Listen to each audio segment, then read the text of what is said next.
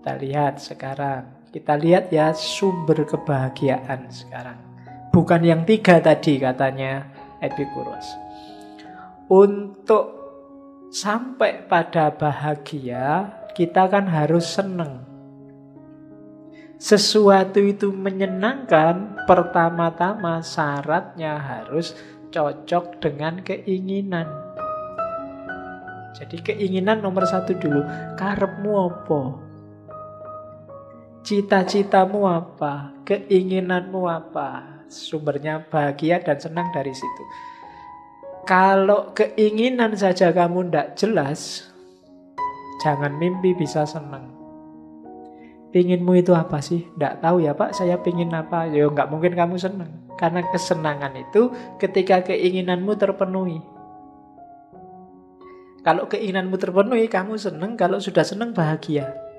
Tapi kalau keinginanmu tidak terpenuhi, kamu akan susah, tidak mungkin bahagia. Maka pertama-tama, ayo menata keinginan.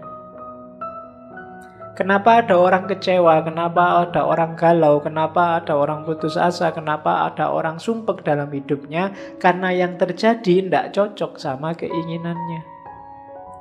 Maka rumus pertama untuk orang bahagia, manajemen keinginan. Oke, jadi kalau keinginanmu melampaui batas yang seharusnya kamu inginkan, kamu akan sumpek. Maka ayo dirumuskan keinginan. Katanya Epikuros, keinginan itu jenisnya 3. Ada natural necessary, ada natural unnecessary, ada unnatural. Natural dan wajib, alamiah dan wajib. Ada alamiah yang tidak wajib, ada yang tidak alamiah. Alamiah wajib itu harus kita penuhi kalau kita ingin senang. Makan itu alamiah wajib. Pakaian itu alamiah wajib. Tempat tinggal itu alamiah wajib. Orang menyebutnya kebutuhan primer. Kalau ini harus kita penuhi. Mandi itu sebenarnya alamiah wajib. Maka jangan sampai kamu nggak mandi. Apalagi sampai berhari-hari. Ya. Ayo. Pengalaman juga ada, jangan-jangan. Jadi mandilah. Ya di samping kasihan tetanggamu, ya kasihanilah tubuhmu. Hidungmu maksudnya. Jadi natural, necessary, alamiah dan wajib. Ini penuhi. Kalau ini jangan dipending. Makan itu alamiah wajib. Tidak usah bersumpah saya tidak makan Pak. Ya tidak, harus makan. Puasa boleh tapi harus buka puasa. Karena ini kebutuhan alamiah wajib. Begitu kamu langgar, kamu akan sumpek sendiri nanti. Baju itu termasuk alamiah wajib. Penutup tubuh. Kalau nggak kamu tutup, ya kamu akan galau sendiri. Ya coba aja nggak ditutup. Jadi natural, necessary. Yang kedua, ya yang alamiah tapi levelnya yang unnecessary.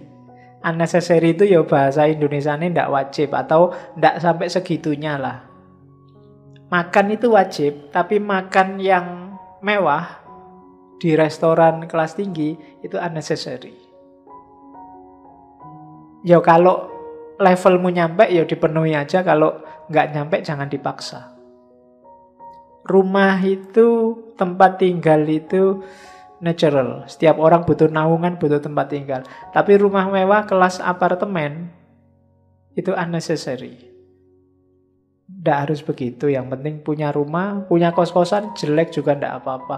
Bocor-bocor dikit tidak apa-apa, asal kamu masih punya rantang apa timba buat nampung. Kan malah enak, ada musiknya buat meditasi. Loh itu kan kalau hujan kan ritmenya mesti teratur. Itu kan kamu bisa meditasi dengan suara embermu yang kejatuhan air. Ya, manfaatnya di situ. Tidak harus yang mewah. Yang mewah boleh kalau memang kamu mampu, tapi itu unnecessary. Apalagi tidak mampu dipaksakan, itu malah tidak boleh. Terus ada yang unnatural, tidak natural. Ya banyak. Tidak natural itu misalnya harus punya kekuasaan, harus jadi gubernur, itu tidak natural.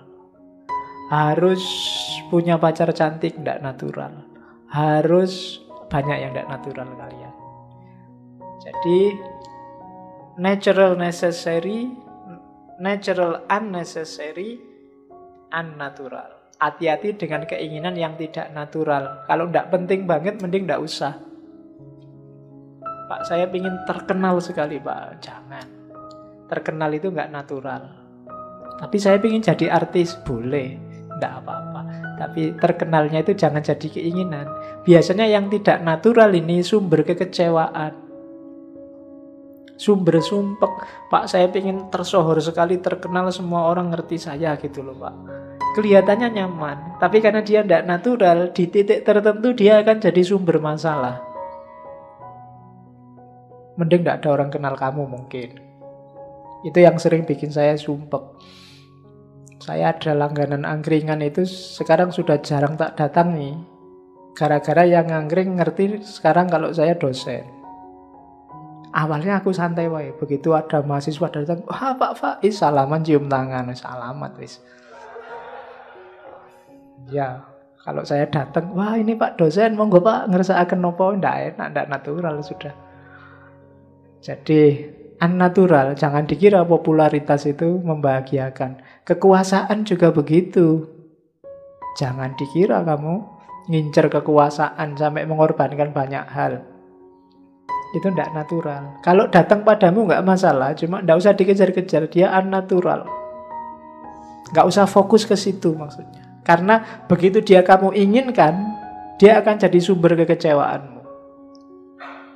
Kalau yang natural necessary, boleh kamu inginkan kalau memang dalam ring kekuatanmu, kapasitasmu.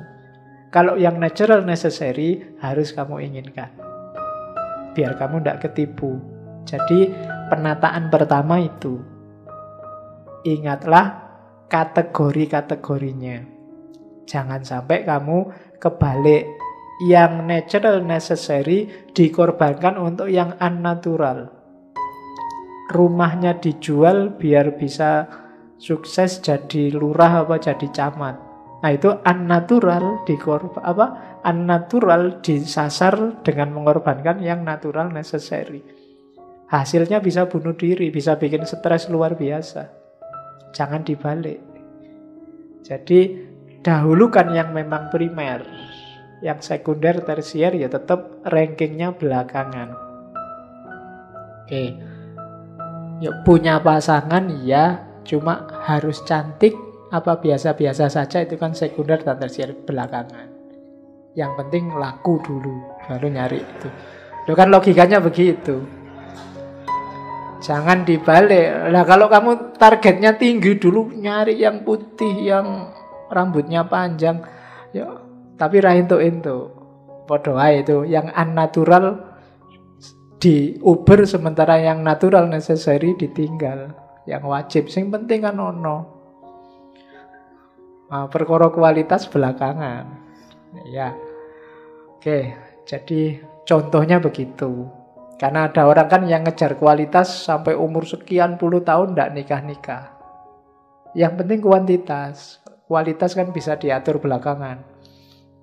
Ya kalau kamu kaya ya operasi plastik kan bisa. Loh, kalau butuh plastik di rumah saya banyak. Terus rumusnya tadi ya. Yang pertama, kalau ingin hidup senang, abaikan keinginan ketiga. Fokuslah keinginan pertama. Jadi fokusmu itu gimana caranya kebutuhan primermu terpenuhi cukup. Kemarin bulan lalu beberapa sesi kita ngomong para sufi. Persis inilah yang dilakukan para sufi.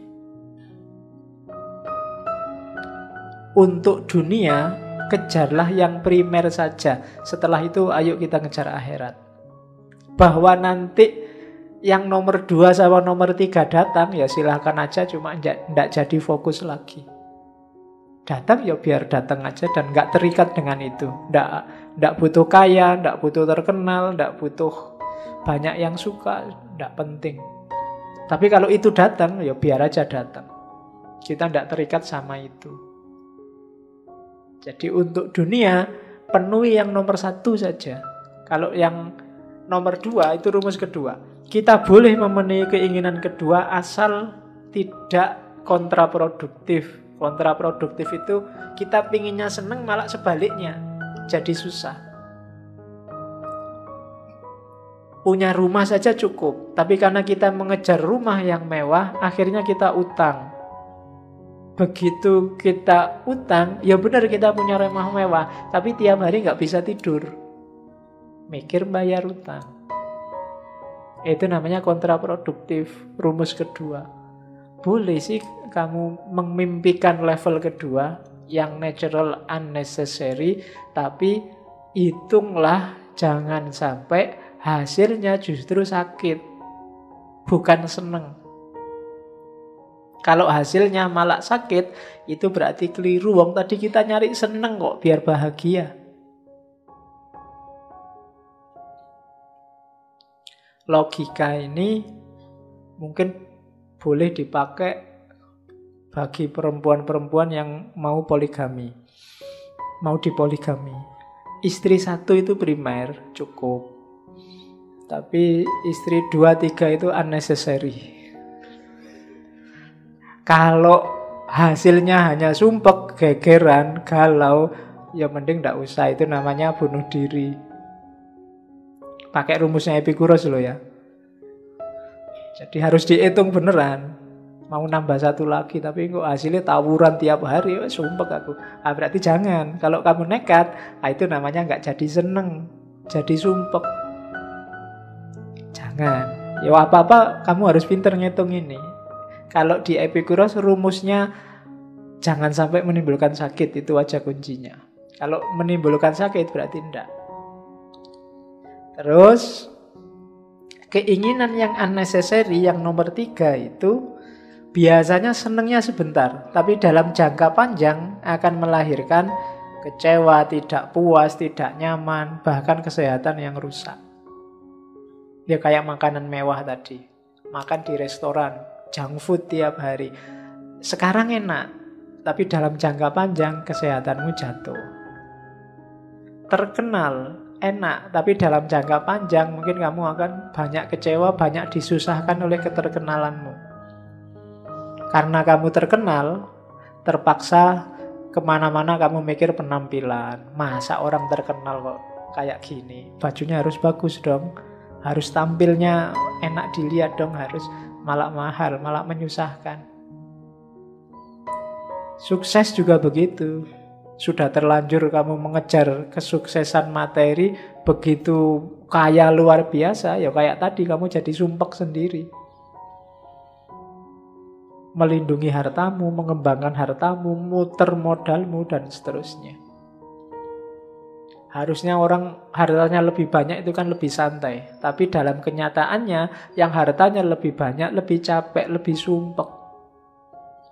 Itu karena cara berpikirnya mengabaikan yang natural necessary, fokusnya pada yang unnatural atau yang unnecessary.